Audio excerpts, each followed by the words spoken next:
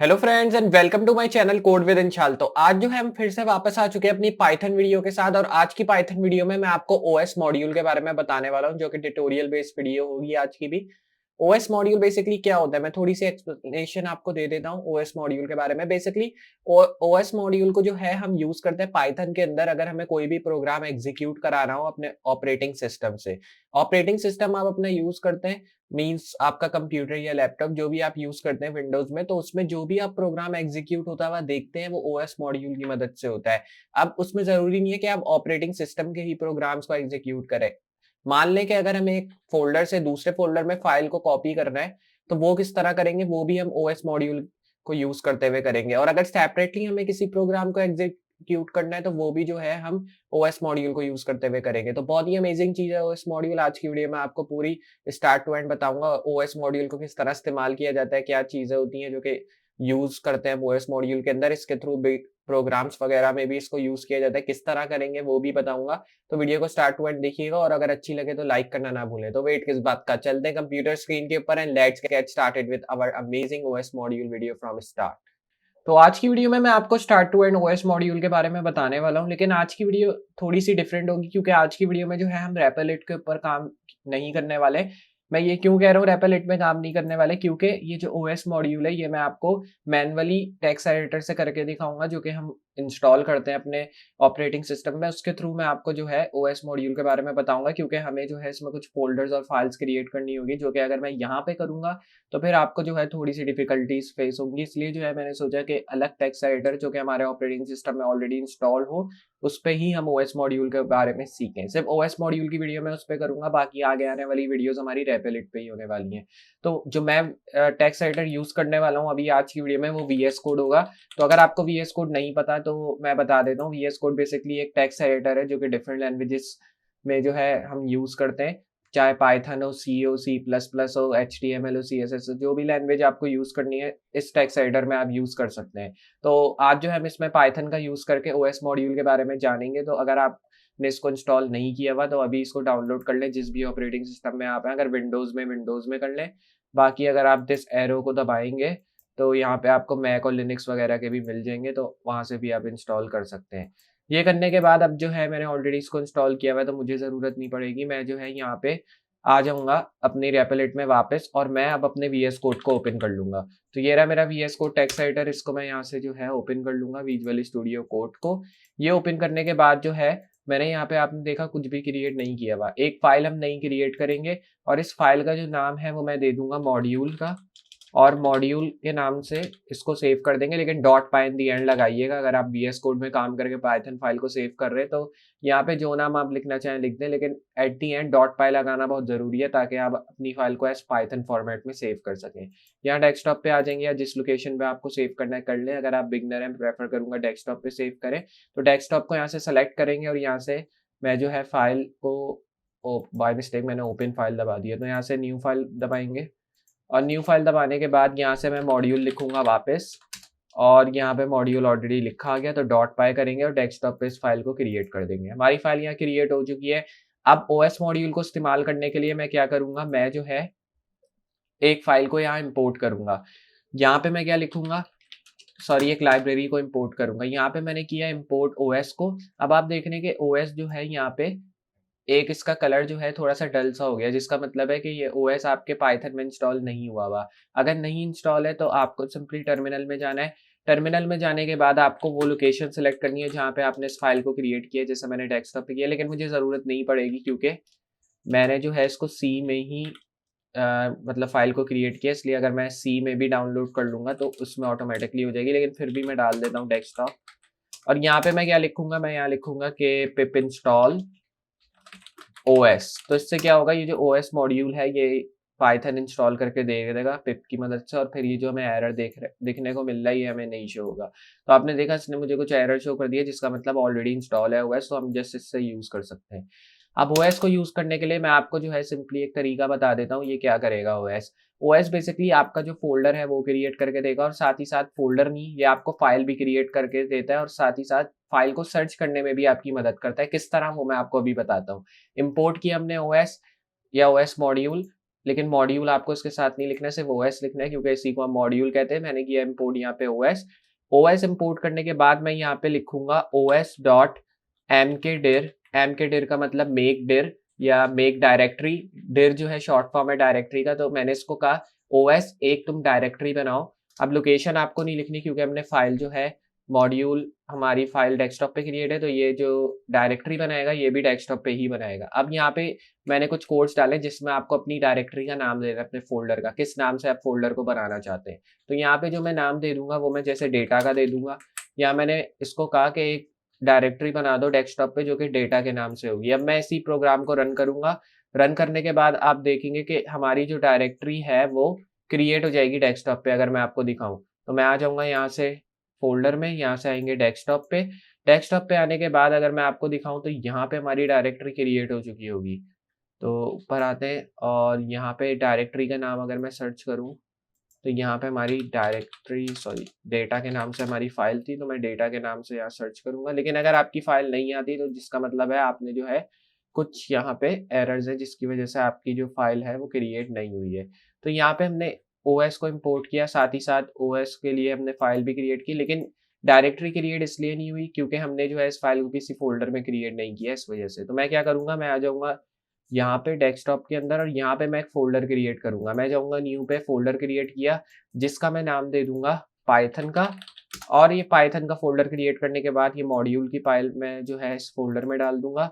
और फिर उसके बाद हम आ जाएंगे वीएस कोड में वापस, और अब अपनी फाइल को ओपन करेंगे हम अपने वीएस कोड के थ्रू। तो मैं यहाँ से क्या करूंगा, न्यू विंडो ले लूंगा, और न्यू विंडो लेने के बाद मैं जो है फाइल में आके करूंगा ओपन फोल्डर। डेस्कटॉप पे हमने फोल्डर अभी अभी क्रिएट किया है जो कि अगर मैं आपको दिखाऊं तो वो ये रहा, पाइथन के नाम से सेलेक्ट किया फोल्डर। ये हमारा पाइथन का फोल्डर आ चुका है। मॉड्यूल में आए और मॉड्यूल में जो mkdir डेटा हमने लिखी हुई है वैल्यू, इसको फिर रन करेंगे चेक करने के लिए कि हमारी जो डेटा फोल्डर है या डेटा डायरेक्टरी है वो क्रिएट हो रही है या नहीं। तो मैं इसको करूंगा रन, और आपने देखा ये हमारी डेटा डायरेक्टरी अब क्रिएट हो चुकी है। तो बेसिकली इसमें मसला ये आ रहा था कि हमने जो है मॉड्यूल वाली फाइल को एक फोल्डर में और क्रिएट करना है, हमें सेपरेटली इस फाइल को क्रिएट नहीं करना है। तो फोल्डर में डालें इस फाइल को, उसके बाद जब आप इस प्रोग्राम को रन करेंगे तो आपका जो फोल्डर है वो क्रिएट हो जाएगा, जैसे यहाँ पे मेरा हो चुका है। लेकिन अगर मैं आपको टाइम बचाने की बात करूं तो उसमें भी जो है ये ओएस मॉड्यूल बहुत ही आपका हेल्पफुल है। अगर मैं बताऊं कि मेरे लिए इसने कहाँ हेल्पफुल दी है, मतलब मेरे लिए इसने कहाँ हेल्प किया, तो इसने मेरी जो हेल्प की है वो यहीं पे की है, सेम वर्क में फोल्डर बनाने में। फोल्डर कैसे बनाने में आपने देखा होगा कि पाइथन की जो हमारी सीरीज चल रही है अभी वो डे 45 है मेरे ख्याल में आज का, या डे 46।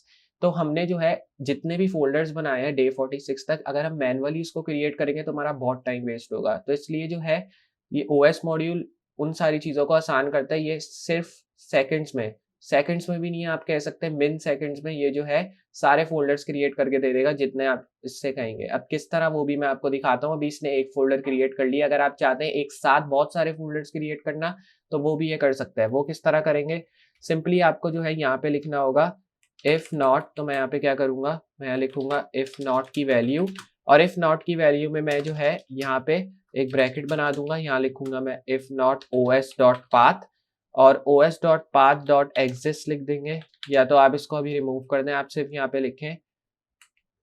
अभी इसको मैं पूरा रिमूव कर देता हूँ ताकि मैं आपको स्टार्ट से शो कर सकूँ। तो मैं यहाँ पे क्या लिखूंगा, मैं यहाँ पे जो वैल्यू डालूंगा वो मैं कर दूंगा कि इफ, और इफ में मैं लिखूंगा not os dot path dot, और यहाँ पे हम लिखेंगे एग्जिस्ट। या आप अभी ये भी कर सकते हैं कि अगर आप बहुत सारे फोल्डर्स क्रिएट करना चाह रहे हैं तो आप उसके लिए लिख दें फॉर आई इन रेंज, और फॉर आई इन रेंज में आपको यहाँ पे रेंज लिखनी है फोल्डर की, कहाँ से कहाँ तक आपको फोल्डर चाहिए। तो मुझे 0 से 100 तक चाहिए क्योंकि हमारा 100 डेज ऑफ कोड चैलेंज तक है, इसलिए मैंने 0 से 100 तक वैल्यू लिखी है। आप इसको 1000 भी कर सकते हैं, 10,000, 1 मिलियन, जितना आप चाहे आगे बढ़ा सकते हैं। लेकिन अभी मैं 100 तक आपको करके दिखाऊंगा, तो मैंने रेंज इसकी 0 से 100 तक डाल दी। यहाँ पे मैं ओएस mkdir कर दूंगा, मतलब ओएस मॉड्यूल एक डायरेक्टरी बनाओ जो कि इस फोल्डर में हम बनाएंगे डेटा फोल्डर के अंदर। और यहाँ पे जो है मैं लिखूंगा f, और यहाँ लिखेंगे डेटा। डेटा में जो अब वैल्यू मैं लिखूंगा वो हो जाएगी डे की, और हमारा फोल्डर के जो नाम होंगे मतलब जितने भी हम क्रिएट करेंगे वो डे के नाम से होंगे। और उसके अंदर मैं यहाँ पे लिखूंगा 1i+1। ये मैं इसलिए लिख रहा हूँ ताकि एक फोल्डर का नाम होगा day 1, फिर इसी तरह day 2, day 3, इस तरह करके जितने डेज हमें फोल्डर हम बनाएंगे उतने डेज तक नाम हमें देखने को मिलेंगे। यहाँ पे मैंने लिख दिया डेटा डे i+1। तो अब जो है मुझे सिंपली इसको रन करना है, और अगर मैं रन करूंगा तो आप देखेंगे एक एरर हमें शो होगा। अगर एरर शो नहीं होता तो फिर हमें इसमें आना है, और आप देख रहे हैं कि इसने मुझे जो है डे 1 से लेके डे 100 तक सारे फोल्डर इसने क्रिएट करके दे दिए। तो आपने देखा कितना आसान है। इसी डेटा फोल्डर में मैंने इससे कहा मुझे फोल्डर क्रिएट करके दो, और इसने सारे फोल्डर क्रिएट करके मुझे दे दिए। अब आप इन फोल्डर्स को अगर मैनुअली क्रिएट करते तो कितना आपका टाइम वेस्ट होता है। तो इसने आपका जो टाइम है वो बचा लिया, और जितने फोल्डर्स आपने इससे कहा इसने आपको डायरेक्टली यहाँ पे इंस्टॉल करके दे दिए। तो ये बहुत ही अच्छी चीज़ है जो कि ओएस मॉड्यूल की मुझे लगती है। और अगर इसी तरह आप अपने फोल्डर को फाइंड करना चाहते हैं तो वो भी आप कर सकते हैं इसके थ्रू। आपको सिंपली यहाँ लिखना है इफ नॉट os.path, और यहाँ लिखना है एग्जिस्ट। फिर उसके बाद यहाँ आपको डेटा की वैल्यू डालनी है, जिसमें अब जो हमारी वैल्यू होगी वो os.mkdir की होगी, और mkdir में मैं वैल्यू डाल दूंगा डेटा की। फिर मैं इस प्रोग्राम को रन करूंगा जैसे हमने पहले किया था। रन करने के बाद इसने मुझे एरर शो कर दिया, और एरर में इसने मुझे एरर दिया है कि ये जो आपने लिखा है एंटी पाथ एग्जिस्ट, ये नहीं है। तो मैंने एग्जिट लिख दिया बाय मिस्टेक, हमें एग्जिस्ट लिखना था। तो मैं यहाँ पे आके एग्जिस्ट लिखूंगा, और फिर उसके बाद वापस इस प्रोग्राम को रन करूंगा। तो आपने देखा इसने मुझे कहा कि फाइल जो है ऑलरेडी क्रिएटेड है, can not create a file when file already exist data day 1। मतलब फाइल हमारी ऑलरेडी एग्जिस्ट है, और फिर हम जो है इसको वापस क्रिएट कर रहे हैं, और एक ही नेम से बहुत सारी फाइल्स क्रिएट नहीं कर सकता पाइथन। इस वजह से इसने मुझे एरर शो कर दिया। तो ये चीज़ है जो कि मैं आपको दिखाना चाह रहा था। अब जो है मैं इस चीज़ को ऐसे रिमूव कर दूंगा।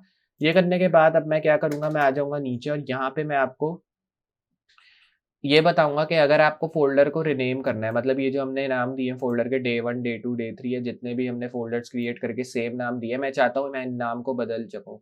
मतलब मैं चाह रहा हूँ मुझे ये नाम नहीं चाहिए, मुझे कोई और नाम चाहिए इसके अलावा। तो वो किस तरह करेंगे, उसके लिए आपको एक फंक्शन यूज करना होगा जो कि os.rename का होगा। जैसे हम फोल्डर को क्रिएट करने के लिए os.mkdir का इस्तेमाल कर रहे थे, तो यहाँ पे अब हम रिनेम करने के लिए os.rename का इस्तेमाल करेंगे। ये डालने के बाद मैं यहाँ पे डालूंगा डायरेक्टरी।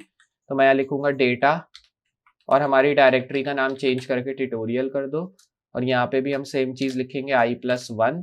ये लिखने के बाद जो है मैं यहाँ पे लिखूंगा f, और इसमें जो अब हमारी वैल्यू आएगी वो सेम होगी। तो मैं यहाँ पे क्या लिखूंगा, डेटा की वैल्यू, और डेटा स्लैश ट्यूटोरियल हो जाएगा यहाँ पे। और ये लिखने के बाद मैं यहाँ लिखूंगा i+1, और फिर उसके बाद इस टैग को यहाँ पे आप क्लोज करना चाहें तो क्लोज कर दें, या तो फिर यहीं पे सेव करना है आपको और रन कर देना है। और इसको रन करने के बाद आप देख रहे हैं कि इसने मुझे जो है कह दिया कि डेटा डे 1 की फाइल ऑलरेडी एग्जिस्ट है, तो हम इसको वापस क्रिएट नहीं कर सकते।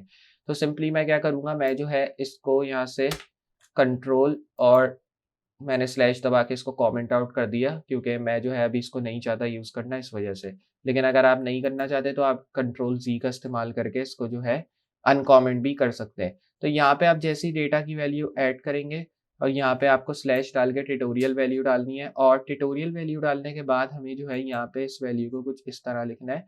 लेकिन अगर आपकी फाइल ऑलरेडी क्रिएटेड है तो सिंपली आपको क्या करना होगा, आपको जो है अपनी फाइल का नेम जो है इस तरह चेंज कर देना है, और जैसे ही आप इसको सेव करके रिलोड करेंगे आपकी फाइल का नेम जो है वो चेंज हो जाएगा। तो इस तरह जो है आप बहुत सारे फोल्डर्स फाइल में क्रिएट कर सकते हैं। और मुझे उम्मीद है आपको जो है समझ में आया होगा कि अगर हम टाइम बचाना चाहते हैं तो किस तरह उधर ओएस मॉड्यूल का हम यूज कर सकते हैं, जो कि मैंने आपको आज की वीडियो में बताया। ये तो सिर्फ मैंने स्मॉल प्रोग्राम में आपको बताया, बिग प्रोग्राम्स में जो है इसका बहुत यूज होता है फोल्डर्स और फाइल्स क्रिएट करने में, और ये बहुत फायदा भी देता है आगे जाके। अगर हम इसको किसी बड़े प्रोग्राम वगैरह में यूज करें तो हमें जो है अपने कोड को क्लीन करने में भी ये मदद करेगा। तो अगर आपको आज की वीडियो अच्छी लगी हो ओएस मॉड्यूल के बारे में तो वीडियो को लाइक करना ना भूलें, चैनल पे नए चैनल को सब्सक्राइब करें, साथ ही साथ नोटिफिकेशन बेल ऑन करना ना भूलें, ताकि इस तरह की कोई भी मैं फ्यूचर वीडियो अपलोड करूं उसका नोटिफिकेशन पहले आपको मिले। तो मैं मिलता हूँ अगली वीडियो में, तब तक के लिए गुड बाय।